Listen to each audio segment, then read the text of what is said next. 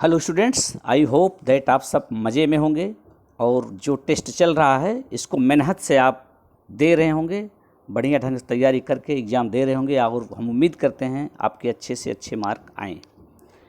चूँकि कोरोना की वजह से पेपर का पैटर्न पूरी तरीके से बदल गया है। 1 नंबर का MCQ ही क्वेश्चन आपके इस टेस्ट में आना है, लेकिन ये अच्छी बात है। भले ही आप क्लास में पढ़ाई नहीं कर पाए हैं, लेकिन सारे मटेरियल समय समय पर आप दिए गए हैं और 2 चैप्टर से ही आना है, MCQ आना है। इसलिए इन्हीं दोनों चैप्टर से हमने क्वेश्चन एक बार आपके पास भेज दिया है, लेकिन स्वभावतः हो सकता है कुछ लोग उसमें से मिस कर दिए हों, आपके पास ना हो, तो एक हम फिर से MCQ जो एग्जाम्पलर के MCQ क्वेश्चंस हैं उनको आपके सामने हम प्रस्तुत कर रहे हैं। इसमें ध्यान ये देना है कि इस वीडियो को भगा के आपको नहीं देखना है। जो बात बोली जाएगी सब पर ध्यान देंगे, क्योंकि क्वेश्चन का आंसर जान लेना बहादुरी नहीं है। क्वेश्चन को समझेंगे तो अगर ये क्वेश्चन सीधे रहेगा तो भी कर लेंगे, नहीं तो हो सकता है जो क्वेश्चन यहाँ लिखा गया उसी को दूसरे ढंग से पूछा जा सकता है, और दूसरे ढंग से पूछा जाएगा तब अगर आप रटे रहेंगे तो उसका जवाब नहीं दे पाएंगे। इसलिए इस जो वीडियो हम बना रहे हैं, ये जो आपका MCQ की सीरीज है, एग्जाम्पलर के जितने क्वेश्चन उसको हम बता रहे हैं, लगभग 20-25 मिनट जो होगा इसको आप पूरा ध्यान से सुनिएगा। तो अब हम शुरू करते हैं क्वेश्चन को, लेकिन इसके पहले चूँकि आपने विषय बायोलॉजी सेलेक्ट किया, सबसे पहले जान लीजिए अरस्तु को फादर ऑफ बायोलॉजी कहा जाता है और इन्हीं के शिष्य हैं थियोफ्रेस्टस, जिसको फादर ऑफ बॉटनी कहा जाता है। बायोलॉजी के 2 ब्रांच हैं, जूलॉजी और बॉटनी, तो अरस्तु को ही फादर ऑफ बायोलॉजी और फादर ऑफ जूलॉजी भी कहा जाता है। इनके शिष्य थियोफ्रेस्टस को फादर ऑफ बॉटनी कहा जाता है। और साथ साथ लैमार्क और ट्रेविरेनस का नाम आता है बायोलॉजी वर्ड के यूज में। एक ने वर्ड दिया और एक ने सबसे पहले इसका उपयोग किया, तो लैमार्क और ट्रेविरेनस को आपको जानते रहना है बायोलॉजी वर्ड के लिए। अब आते हैं हम MCQ question chapter 1 living word से। तो फर्स्ट क्वेश्चन की बात करते हैं। पहला क्वेश्चन है, as we go from species to kingdom in a taxonomic hierarchy the number of common characteristics. जब किसी भी ग्रुप में हम चलते हैं, आगे की ओर बढ़ते हैं, स्पीशीज स्मॉलेस्ट यूनिट है, आगे बढ़ते जाते हैं तो करेक्टर की मैचिंग को कोरिलेट करना है। क्या होता है, तो जैसा कि जानते हैं ये डिक्रीज होता है। जैसे स्पीशीज में सबसे ज़्यादा करेक्टर मिलते हैं, जीनस में जाएंगे, एक जीनस में जितने होंगे उनके कॉमन करेक्टर रहेंगे, लेकिन जो स्पीशीज में करेक्टर था वो जीनस में चल के कुछ कम हो जाएगा। ऐसे आप जैसे जीनस के ऊपर जाएंगे, आप फैमिली में जाएंगे, आर्डर में जाएंगे, क्लास में जाएंगे, फाइलम में, तो ये मैचिंग कम होती जाती है, यानी सिमिलैरिटी जो होती है कम होती जाती है। तो इसमें ऑप्शन आपका पहला सही हो गया, A means will decrease. Question number 2 पर आते हैं। Which of the following suffix used for units of classification in plant indicate taxonomic category of family. जो साइंटिफिक नियम बना है कि एक सफिक्स का मतलब आपने हिंदी में भी उपसर्ग और प्रत्यय पढ़ा होगा, अंग्रेजी में इसी को प्रीफिक्स और सफिक्स कहते हैं। ऐसे वर्ड्स या कुछ लेटर्स का टर्म जो आगे या पीछे जुड़ता है, जो पीछे जुड़ता है उसी को सफिक्स कहते हैं। तो नॉमेनक्लेचर का एक सिस्टम बना है। जैसे आर्डर का नाम होता है, तो जो आर्डर का नाम होता है उसमें एल से जोड़ देते हैं, ऐसे फैमिली के नाम में AC जोड़ देते हैं, ACEAE। जैसे सोलेनेसी, लेग्यूमिनोसी, लिलिएसी, ब्रेसिकेसी। तो यहाँ पर दिया गया फैमिली में सफिक्स क्या होता है, तो फैमिली के नाम में लास्ट में ACEAE आता है, AC, तो सफिक्स हो गया AC फैमिली में। ऐसे ही 3rd क्वेश्चन है, the term systematics refer to. इसमें सीधे सीधे आपको डेफिनीशन, इसलिए इसमें ज़्यादा आपको नहीं समझाना है, C है, इसको आप जान लीजिएगा। 3rd में C, diversity of kind of organism and their relationship. Systematics में इसी की स्टडी करते हैं। 4th क्वेश्चन है कि जीनस रिप्रेजेंट्स, जीनस क्या है, डेफिनीशन जो पढ़े उससे जान जाएंगे। तो यहाँ पर है individual plant or animals and collection of plant or animals, group of closely related species of plants. तो इसमें भी C ऑप्शन हो गया। जानते हैं स्पीसीज के ग्रुप को, यानी कई स्पीसीज सिमिलरिटी के बेस पर इसको एक ग्रुप में रखते हैं, जिसको कह देते हैं जीनस। ऐसे ही जीनस को मिला करके ऊपर वाला ग्रुप बन जाता है, फैमिली बन जाती है। तो चलिए यहाँ पर ये हो गया ये आंसर आपने जान लिया। 5th क्वेश्चन पर आते हैं। The taxonomic unit phylum in the classification of animal is equivalent to which hierarchical level in classification of plants. जब प्लांट या एनिमल का क्लासिफिकेशन करते हैं तो उसमें बताते हैं किंगडम कौन है, फिर इसी तरीके से फाइलम क्या है, फिर क्लास क्या है, आर्डर क्या है, फैमिली क्या है, जीनस क्या है, स्पीसीज क्या है। क्लासिफिकेशन में डिफरेंट यूनिट्स यूज की जाती हैं। तो यहाँ क्वेश्चन है कि जहाँ पर हम फाइलम यूज करते हैं उसकी जगह पर एनिमल के लिए क्या यूज करते हैं। तो क्लास, आर्डर, ये तो अलग कैटेगरी हो गई, दोनों में आती है, और फैमिली, ये तीनों सब में आता है, लेकिन डिवीज़न जो है अलग से है। तो एनिमल्स के लिए जनरली इसी के प्लेस पर जहाँ पर आपने फाइलम यूज किया है, एनिमल में इसी को डिवीज़न कहते हैं। तो यहाँ पर ये ऑप्शन सी सही हो गया, डिवीज़न। और जो तीनों ऑप्शन हैं वो दोनों में होते हैं। अब आता है 6, botanical garden and zoological park साहेब, जो कट पोर्शन है उसका है, लेकिन आप आ गया है क्वेश्चन चूँकि, इसलिए आप जान सकते हैं botanical gardens and zoological park साहेब। इसमें ज़्यादा नहीं बताना, ये बता देना डिफरेंट टाइप की, एक पर्टिकुलर प्लेस पर डिफरेंट टाइप की प्लांट वैरायटी को रखा जाता है, जो एंडेमिक भी हैं और एग्जॉटिक भी हैं। एंडेमिक का मतलब जो वहाँ की हैं, एग्जॉटिक जो बाहर से लाई जाती हैं, जिससे पर्टिकुलर प्लेस पर डिफरेंट वैरायटी की स्टडी की जा सके। ऐसे ही 7th क्वेश्चन पर आते हैं हम। टैक्सोनॉमिक की is one of the taxonomic tools in the identification and classification of plants and animals. It is used in the preparation of. इसमें से क्या कह सकते हैं, ये किसकी स्टडी करते हैं कैटेगरी में। तो यहाँ पर सी, चलिए यहाँ पर भी सी सही हो गया। अब आते हैं हम आगे क्वेश्चन नंबर 8 पर। All living organisms are linked to one another because. ये क्यों एक दूसरे से लिंक्ड हैं। डिफरेंट वैरायटी के होते हैं एनिमल और प्लांट्स, लेकिन वो एक दूसरे से लिंक्ड क्यों हैं, उनको कनेक्ट करने वाला कौन सा फीचर है जो इनमें पाया जाता है। तो आप जरा इस पर ध्यान दीजिए। They have common genetic material of the same type. Same genetic material तो होता है लेकिन सेम टाइप का नहीं होता, इसलिए ऑप्शन गलत है। दूसरा है they share common genetic material but to varying degrees. सब में कॉमन जेनेटिक मटेरियल है, कह सकते हैं जैसे डीएनए है, लेकिन उसमें थोड़ा सा डिफरेंस होता है, इसीलिए करेक्टर इसमें वैरी करता रहता है। तो आल है, चूँकि आल है नहीं, आल ऑफ एबव, आल है कॉमन सेलुलर ऑर्गेनाइजेशन, ये भी सेम नहीं है। तो आप इसमें आ जाइए, ये बी आपका सही हो गया। इसी तरीके से क्वेश्चन नंबर 9 पर आते हैं। Which of the following is a defining character of living organism. जब हम पहले टॉपिक बताए हैं उसमें कहा गया था, जो क्लास में भी ऑनलाइन बताई गई थी, कि करेक्टर्स जो होते हैं लिविंग के 2 टाइप के होते हैं, डिफाइनिंग और नॉन डिफाइनिंग। डिफाइनिंग वे हैं जो के प्रूव कर देते हैं कि लिविंग बीइंग है ही, और कुछ ऐसे करेक्टर्स होते हैं जो लिविंग में तो होते ही हैं लेकिन नॉन लिविंग में भी दिखते हैं, जबकि लिविंग और नॉन लिविंग के करेक्टर में थोड़ा सा डिफरेंस रहता है। जैसे ग्रोथ है, तो ये ग्रोथ नॉन लिविंग में भी, कभी ये दीवार उठ रही है, दीवार में ग्रोथ हो रही है, लेकिन ये अलग, उसको हम एक्सटर्नल कहते हैं। लिविंग में इंटरनल होती है और नॉन लिविंग में एक्सटर्नल होती है, फिर भी ग्रोथ होती तो है, इसलिए इसको हम डिफाइनिंग नहीं कह सकते कि करेक्टर है। इसीलिए इसी तरीके से हम कहते हैं ability to make sound, sound produce करने के लिए आप हार्न है वहाँ से भी क्रिएट कर सकते हैं, नॉन लिविंग है, और लिविंग में भी साउंड होता है, तो ये भी नहीं है। रिप्रोडक्शन की बात करते हैं तो रिप्रोडक्शन नॉन लिविंग में तो नहीं होता है, लेकिन सभी लिविंग में नहीं होता है, ऐसे भी लिविंग है। जैसे म्यूल का एग्जाम्पल ले लीजिए आप, तो खच्चर है, इसके संतानें नहीं होती हैं, या कुछ ऐसे भी ह्यूमन बींग्स में भी देखिए सबके संतानें नहीं होती हैं, रिप्रोडक्शन में कैपेबल नहीं होते हैं, तो क्या वो लिविंग नहीं है। तो इसलिए ये तीनों ऑप्शन सही नहीं है। आते हैं 9th में, डी जो है ये ऑप्शन आपका सही हो गया। Response to external stimuli, stimulus के अगेंस्ट ये रिस्पांस कर सकते हैं, ये कोई नॉन लिविंग नहीं कर सकता, केवल लिविंग में होता है, इसीलिए इसे कहते हैं डिफाइनिंग करेक्टर है। तो आइए अब 10th क्वेश्चन पर चलते हैं।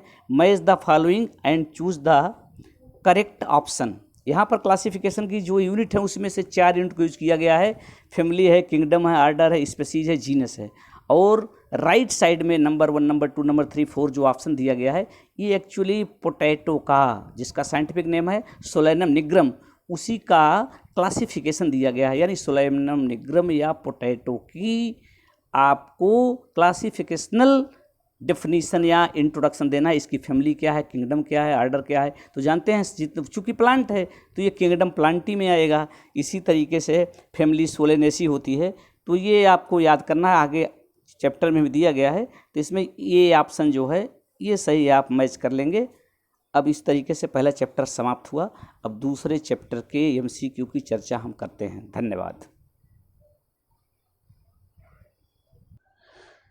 तो सेकंड चैप्टर में एमसीक्यू पर आते हैं एग्जाम्पलर के। फर्स्ट क्वेश्चन जिसका है all eukaryotic unicellular organism belong to, question भले ही ये है all eukaryotic unicellular organism belong to, तो आप जानते हैं प्रोटिस्टा, लेकिन ये आंसर तो आप जान ही गए कि प्रोटिस्टा इसका आंसर है। लेकिन यहाँ पर ये भी मत भूलिए क्वेश्चन ऐसा भी आ सकता है all prokaryotic unicellular organism belong to, तो जो जितने भी प्रोकैरियोटिक यूनिसेलुलर हैं वो मोनेरा में हैं और यूकैरियोटिक है तो प्रोटिस्टा में हैं। तो एक क्वेश्चन भले हम बता रहे हैं लेकिन आपने 2 क्वेश्चन का आंसर जान लिया। इसी तरीके से दूसरे क्वेश्चन में the 5 kingdom classification was proposed, 5 kingdom classification किसने दिया था, तो आप जानते हैं ये 9th में भी पढ़े हैं, R.H. हुटेकर, यानी ऑप्शन ये सही हो गया।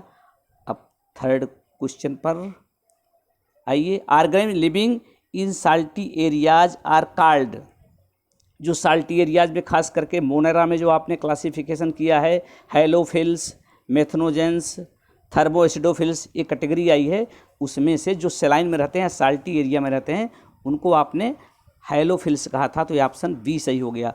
फोर्थ ऑप्शन पर आते हैं। Naked cytoplasm, multinucleate and saprophytic are the character of, ये कंबाइंड करेक्टर है इसमें जो लग रहा है स्लाइम मोल्ड दोनों फंजाई मेन है, इसमें COD दोनों मैच करता हुआ है क्वेश्चन, यानी घपले में छोड़ सकते हैं क्योंकि इसमें COD दोनों सही है। मोस्टली जो है ये C से कोरिलेट करता है ये क्वेश्चन, चलिए लफड़े में छोड़िए इसको भी, लेकिन ये अगर आपको करना है तो फंजाई आप कर सकते हैं और CD दोनों में करेक्टर पाए जाते हैं।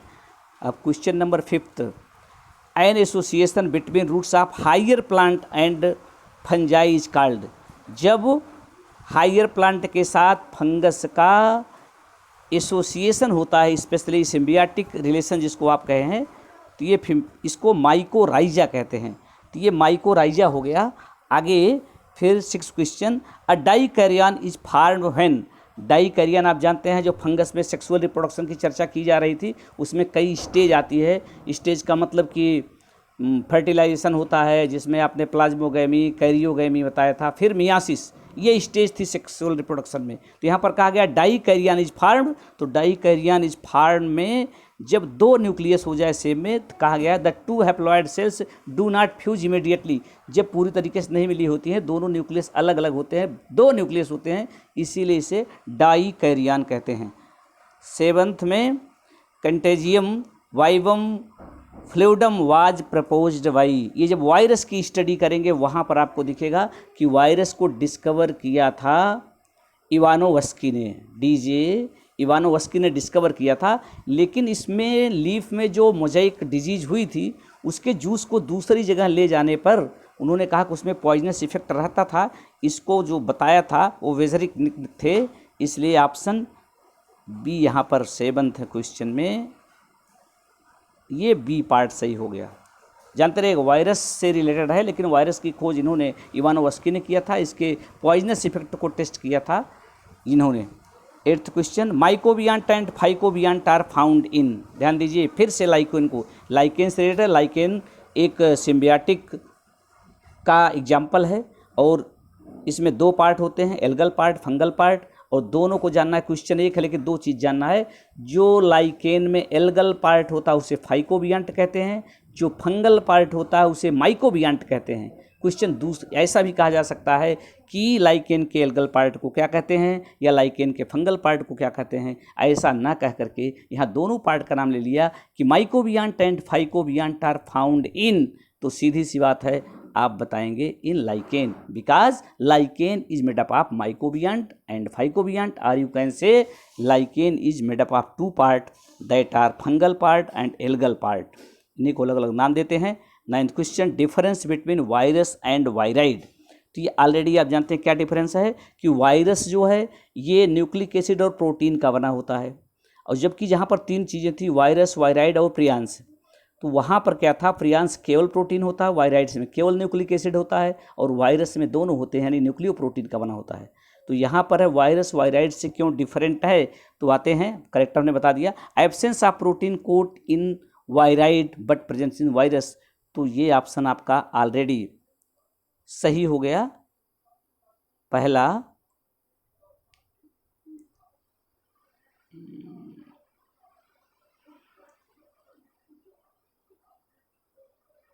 पहला option difference between virus and viroids, absence of protein coat, ये ऑप्शन आपका सही हो गया, क्योंकि पहले अभी हमने करेक्टर बता दिया। और क्यों गलत है इसको भी जान सकते हैं, जो यहाँ पर दिया गया ऑप्शन ये गलत काहे हैं। अब question number 10th, with respect to fungal sexual cycle choose the correct sequence of events. अभी जब वहाँ पर डाइकैरियन की बात आई थी, हमने सेक्सुअल रिप्रोडक्शन की फेज बता दी थी, वही क्वेश्चन यहाँ पर जो हमने स्टेटमेंट दिया, अगर ध्यान दिए होंगे इसका आंसर आप जान जाएंगे, लेकिन आप दिमाग से अपने आंसर इसका ढूंढिए, तब तक हम फिर से आपको बता देते हैं। जो वहाँ कहे थे वही हम रिवाइज कर रहे हैं। तो यहाँ पर है क्या, प्लाज्मोगैमी, कैरियोगैमी एंड मियासिस, यही सीक्वेंस होता है। प्लाज्मोगैमी में साइटोप्लाज्म दोनों मिल जाते हैं, कैरियोगैमी में न्यूक्लियस मिल जाते हैं, डिप्लॉयड हो जाता है, और जब डिप्लॉयड हो जाता है फिर मियासिस करके हैप्लॉयड स्टेज आती है, फिर जा करके स्पोर बनते हैं और आगे रिप्रोडक्शन में हेल्प मिलती है। Question 11th, viruses are non cellular organism but replicate themselves once they infect the host cell, to which of the following kingdom to virus belong to. ये वायरस के बारे में कहा गया है कि ये नॉन सेलुलर हैं, यानी सेलुलर स्ट्रक्चर नहीं होती है, केवल वायरस हैं जो लिविंग बीइंग का जो क्लासिफिकेशन जिन्होंने भी किया है उन्होंने सेलुलर स्ट्रक्चर वालों का ही, वो बैक्टीरिया से लेके मोनरा, प्रोटिस्टा, फंजाई, प्लांटी, एनिमलिया जितने ग्रुप हैं वो सब सेलुलर के ग्रुप हैं। और यहाँ पर कहा गया है कि ये ऑर्गेनिज्म जो है रिप्लिकेट कर सकता है होस्ट सेल। होस्ट सेल का मतलब किसी लिविंग सेल में जाएगा तभी इसमें रिप्रोडक्शन होगा, रिप्लिकेट करेगा, अपनी कॉपी तैयार करेगा, 1 से 2 4 8 16 बनेंगे।